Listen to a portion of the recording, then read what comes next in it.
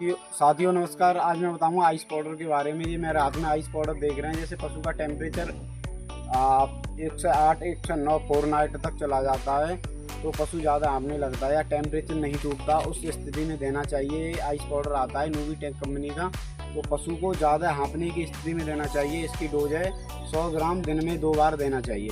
100 ग्राम दिन में 2 बार बड़े पशु को, और 25-25 ग्राम छोटे जो काफ भेड़ बकरी होते हैं उन्हें देना चाहिए।